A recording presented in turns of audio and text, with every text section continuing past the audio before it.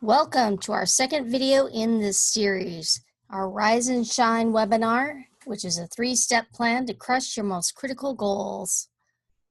Today, we're going to build a foundation for success. In our first video, we took inventory of your business and took action by creating your 2 crucial goals. We started laying the groundwork for a 6-month plan to crush your most critical objectives. And we created 2 actionable goals. And if you didn't put a deadline on them, today we're going to do that. If you haven't started working on your top 2 goals, download the workshop, which will help Download that worksheet, which will help you create clarity and you can start to focus on what you need to get done in the next few months. So one of the primary reasons people and businesses don't accomplish their goals is because they start with too many. This is why our 2018 annual planner only has 5 big goals for the year, and each week has only 5 objectives to accomplish. As Bill Gates said, we always overestimate the change that will occur in the next 2 years and underestimate the change that will occur in the next 10. Don't let yourself be lulled into inaction. When you have too many goals, there are a few things that can happen. You and your team may lose steam due to the demands of multiple objectives, competing agendas, and a lack of focus on those top priorities. The quality of work goes down to complete this ambitious agenda with aggressive deadlines. Projects can become stalled when resources are directed in too many directions. And no one on the team knows what the top priorities are, which can include you if you do not have clarity on exactly what you are trying to accomplish. Therefore, the 2018 annual planner only has 5 big goals for the year, and these are your most important objectives because these 5 should have the biggest impact on your business. So, if you have your 2018 annual planner, reevaluate your goals. What is still on your list? What has been completed? What needs to be completed? And are your uncompletable goals still viable? One of the things I want you to be thinking about today as we look at your goals is what is going to have the biggest impact on your business in the next 6 months. So we're going to focus on 2 goals. And using the work we did yesterday, we've got your 2 goals that you're going to focus on in a 6-month period. Does that sound like something that you and your team could accomplish? Look at your 2 goals that you created and then take out your calendar. Which goal will need 1 to 3 months to complete and which goal may need more time to complete? If you believe you could complete both goals in 1 to 3 months, then goal number 1 will be in months 1 to 3 and goal number 2 will be in months 4 to 6. We're not going to try and accomplish both goals at once because we want to laser focus on one and get it done. And if you do finish goal 1 earlier than your projections, then just get after goal number 2. The only reason you would not start work on your second goal is if you did not have the time, the money, or the staff to do it. In that event, you're just going to take your time and wait until you're ready. Starting with goal number 1, break down what you need to do and specific steps to complete your objective. We're going back to what we learned yesterday. So what do you need to accomplish this goal? These 3 things must be completed. State what you want, state what you need, state why. What does this mean to you? Then, what specific action do you need to make this happen? Can you do this? Do you need to learn a new skill or program?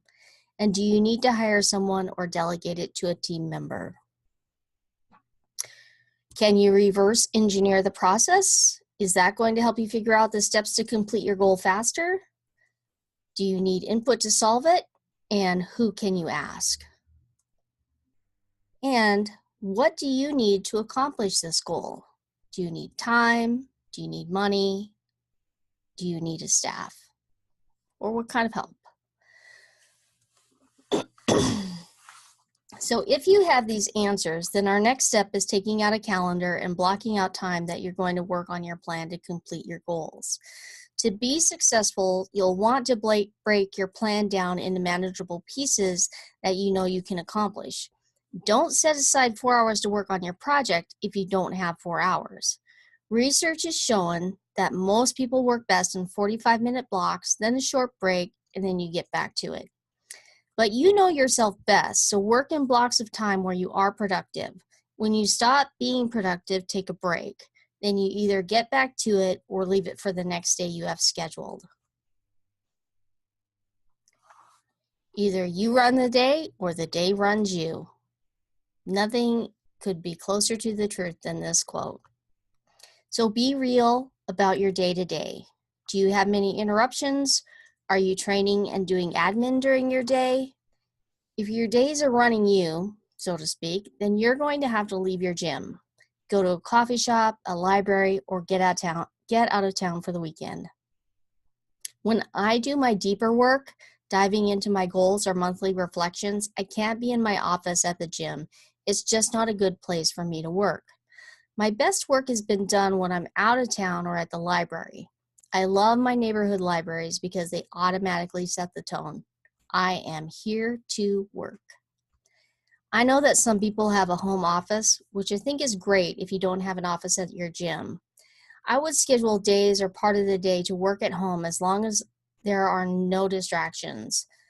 So if you have kids or roommates or something, that might be too much of a distraction to get the work done that you need to. And if you are planning to work once you get home from work, be careful with that routine. Home should be a place to decompress and get away from work, not a place where you left work to go back to work. Coffee shops are good for working on projects or administrative work. The background is not too disruptive for me, and I can usually, get some really good work done there, especially if it's very specific and I just have to get down in the weeds and do it. If you do not have a place that you go to work, I highly recommend that you start with your library or neighborhood coffee shop. See if that works for you and if you can establish a good routine. So you've got your new goal in your sights and you're super motivated to get cracking. You're burning down the house to get ready to work. You're laser focused. You feel great. You're getting things done. And then the fire starts to turn down a little. Then a little more. And a little more until you're not working that hard on your project or you got stuck and you're not making any progress. So what do you do to keep that fire stoked? Well, you must create daily habits that keep you focused and on track. You must adhere to those habits and keep them front and center. So we're looking at my calendar, okay? You must create weekly habits. Your weekly habits will set the tone for the week ahead. Prepare your schedule, write down your 5 big tasks for the week, block time out for your projects, block out time for yourself, your workouts, your reading time, your downtime, your family time. So this is what mine looks like. And, things come and go on it. Things get added, scratched off. But that's how it works. You must create your monthly schedule so you know what you need to get done and when. See what you have coming up and the time to get it done. So you've got your weekly schedule and your monthly schedule. You always have a picture in front of you of what you need to do. To really move the needle forward, you must set up your quarter. This means every quarter take a hard look at where you are and what you need to take care of. You have 3 months. These are built-in deadlines 4 times a year. It's right there for you. I use my quarterly success plan to map out my quarter with my top 5 priorities, and I write out how I will accomplish them. I also write out my top 3 financial goals and what I need to do to achieve them. So we are in business to make money, and making money has to be top of mind each and every day. I don't mean this in a crass sense, like it's all about money, but in a mindful sense. We are providing a living for ourselves and our employees. Therefore, we need to be on top of our day-to-day financial flow. So build your goals around each quarter and have check-ins each month. This is how you create internal accountability and create more success for yourself and for your business. As you can see, I added a little and then some. That's something I learned from Todd Durkin in the very beginning when I started going to his mentorship program. So I always have a little and then some in there. At the end of each quarter, at the end of each quarter, reflect on what you've done. If we're always looking forward, we forget to look back, and then we can't measure how much success we've had. So I like to write down the 3 best things that happened and the 3 best lessons. These are really important. I review my goals, what went well, and what I need to keep working on. I write down 3 things that I can improve on to make the next quarter better. And I also write down the books or podcasts that I've read or listened to. If you're not making time for an Audible book or a podcast during your drive, you're missing out. This is seriously the best time to listen and learn. So here are 5 powerful reasons why we need to look back in order to move forward. It's because, no dear, lost my train of thought. I'm so sorry. So again, here are 5 powerful reasons why we need to look back in order to move forward easier and just create a better future for ourselves. Number 1, you can shorten your learning curve. One of the biggest reasons for looking at the past is to get the outcomes we want much quicker and with less effort. By looking at what has worked or not worked in the past, then we can accelerate our path to success. Number 2, you can avoid making the same mistakes. We all make mistakes. I've made a ton of them. And as much as we don't like to make mistakes, they're often our best teachers. Our mistakes make us stronger mentally, emotionally, and physically. Our mistakes prepare us better to deal with what we face in the present and in the future. It's how we get better. Number 3, you can anticipate the future better. As the saying goes, history often repeats itself. Just look at real estate or investing trends. They usually operate in some sort of a cycle, whether it's time-based or activity-based. So by looking at the past, we can predict trends or patterns and use them to move us closer to the results we want. You should definitely have the pulse of how your business works, season to season, and year to year, month to month, your ebbs and flows. Then, number 4, you can build on your successes. Instead of always looking back at the things that did not go well for us, we can use our past to acknowledge our successes. One of my mentors recommends keeping a success log so that whenever we're about to do something we have not done before, we can go through our success log in order to build up our confidence level. We've also proven to ourselves what works so we can keep building on those lessons and keep our business moving forward. And number 5, you can learn from other people's experiences. Instead of focusing only on our past, we can learn from those who've gone before us. Chances are other people have already done what we want to do or achieve, so it pays to model them. This doesn't guarantee that we get the exact same results they did, but it gives us insight into their mindset that they had in the actions they took to create those results.